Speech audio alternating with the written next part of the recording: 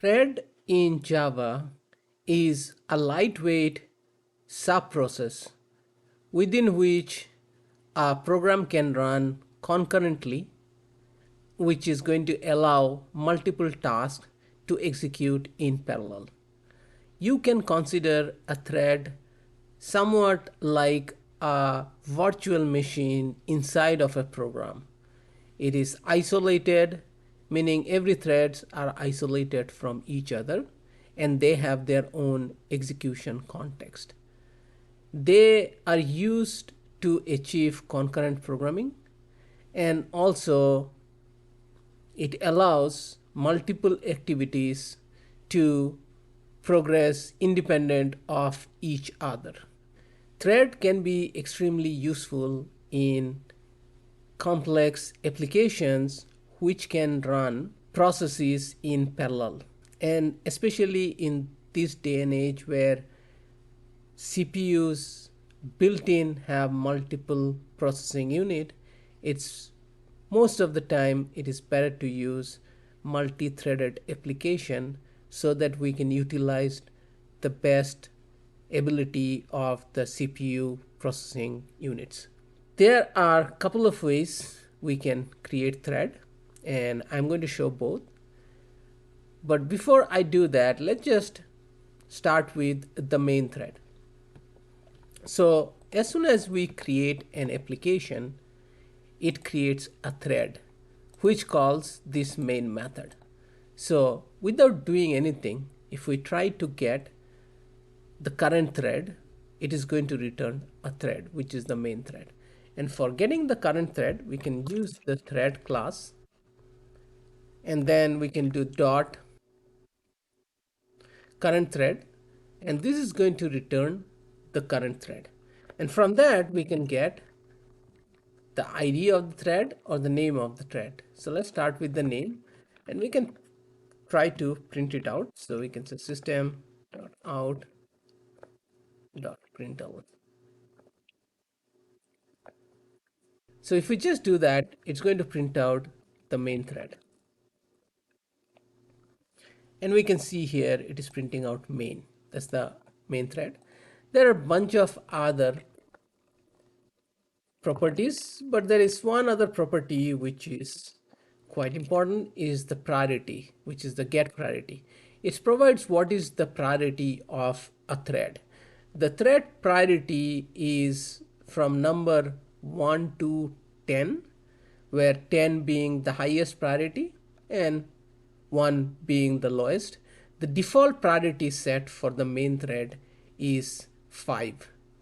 And any thread that is created from the main thread by default will get the priority that is main thread's priority, which is 5. Now here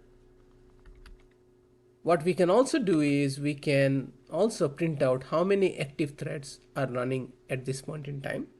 So for that also we can use system.out.println, and then we can do here thread.active count, which is going to give us the number of active threads. Let's do that. Let's at least try to print these three things out. And if we print these three things out, we can see that, let me again save. It doesn't look like it compiled properly. So now you can see that the active thread count is 1, and then it prints out the name of the main thread and it gives its priority as 5, which is the default priority of the thread. Now apart from this, there is few other properties, and then there are some things we can do. For example, we can change the name of the current thread. So we can say thread.currentThread.set name, and set daemon is another property we are going to discuss, which is interesting, but let's start with set name, and we can give it as my main thread. And similarly, we can change the priority also. So we can again do current thread dot set priority, and instead of 5 we can make it as 10, the highest priority thread, right? And then also there is another thing we can do is we can print out if the thread is alive or not. So for that we can again use thread dot current thread dot is alive. So let's now try to recompile and run and see all the outputs. So here we can see one, which is the active count. Then it changed the name, and it's now in the get name is printing my main thread because we changed it here. And after we change the priority, when we print the get priority, we get the priority of 10.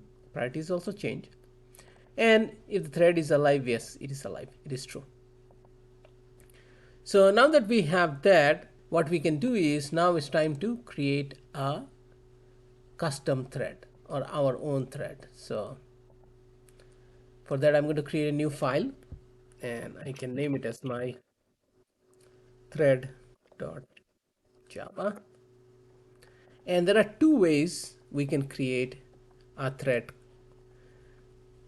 or a custom thread. One way is to extend from thread class,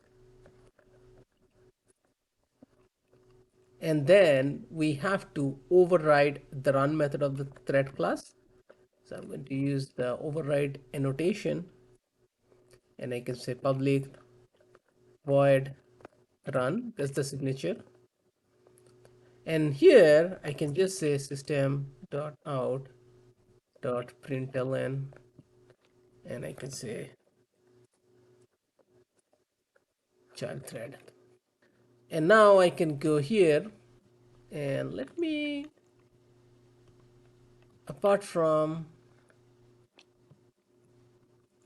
the thread count, let me comment everything out. And before I print the thread count, let me go and create my thread. So I can say var thread is equal to new my thread. And then after I create the thread, I have to start the thread. So I can say thread dot start, and if I hover over the start method, you can see it causes this thread to begin execution. The Java virtual machine calls the run method to this thread. So that is why we are calling the start. It's going to start and run the thread. And now if we print out the active count, it's going to give 2. And also when the thread is started, after it is running, when the run method is called, it's going to print out this child thread. So let's go ahead and let's make sure everything is saved. And let's compile and run this. And we can see the thread count is now 2. And then child thread is getting printed out. Though we are starting it before printing the active thread count, but you can see the child thread is printed later. It's because it's a thread, so it's not deterministic when it will get executed. So this was one way. The other way of creating thread is implementing an interface called runnable. And for that, so what we can do is I can still keep the name as my thread, but here we can say implements runnable, and I'll get rid of the override. And runnable has the same public void run, which we need to override, so we'll do that. And now here what we have to do is we'll create the object the way we have, but this object is my thread class object which just implements runnable, so it doesn't have a start method. Runnable doesn't have a start method. So how we create now? So what we're going to do is we're going to create a new thread and say new thread, and for the thread one of the overload takes a runnable object. So here we're going to pass the runnable object that we created, and instead of run the th.start, we're going to do thread.start. Everything else is going to remain the same. Now let's go ahead and compile and run, and we should see the same response as before, which is two running threads, and a child thread. So this is at a high level how we can create threads. Now, one thing I said I'm going to discuss is daemon. So what is daemon thread, or what is this set daemon property means? Well, there are two types of thread. One is a user thread, one is a daemon thread. Daemon thread is essentially the threads which runs in background, and even if a daemon thread is running, if uh, the JVM, if all the user threads have stopped running, the JVM is going to shut down without waiting for the daemon threads to stop running. Whereas if the thread is a user thread mode, then the JVM is going to wait for its execution to be over before. So it will wait for at least the last user thread to complete before it shuts down. But for daemon thread, it is not going to wait. So that's the fundamental difference. Now, if we do a system.out.println, and if we say thread.is daemon, is going to print out false. And now we can change the thread to make its daemon also. So we can say set daemon and set it to true, so it will become a daemon thread. But I'm not going to do it here because it is not needed. So now let's compile and run, and we can see that it is saying false because it is not a daemon thread. And finally, the other thing I wanted to cover is another very useful and interesting feature of thread, which is thread.sleep. So thread.sleep allows a particular thread to sleep for the allowed time. So how do we do that? So for that, let's create a for each loop or a for loop. We can say var count equal to 0, count less than 5, count plus plus. So we'll run 5 times, and inside that, what we can do is we can just do thread.sleep. And sleep takes a parameter which is long, which is in milliseconds. So if you want to wait for 1 second, we can say 1 into 1000, that's the millisecond. Now you can just use 1000 here, but I personally prefer giving 1 into 1000. Now the reason for the error is this particular method throws exception.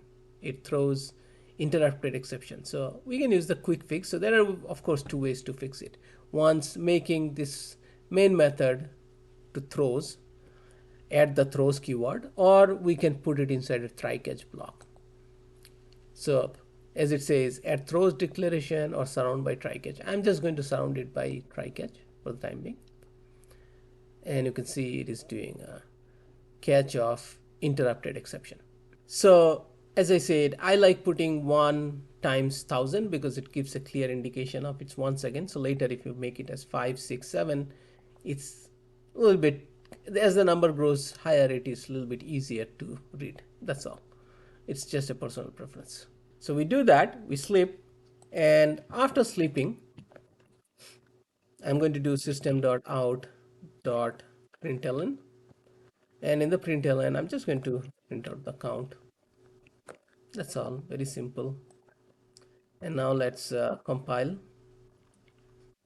and run, and you can see that this is printing every second. So there is a gap in between, a little bit of time delay. So this method can be very handy, thread.sleep, in a lot of scenario. So that is all I wanted to cover for today's video, an introduction to threads in Java and how to create child thread in Java. And we of course created one thread here, but apart from this thread we had the main thread, so two threads running kind of in parallel, though we did not do much inside of the thread.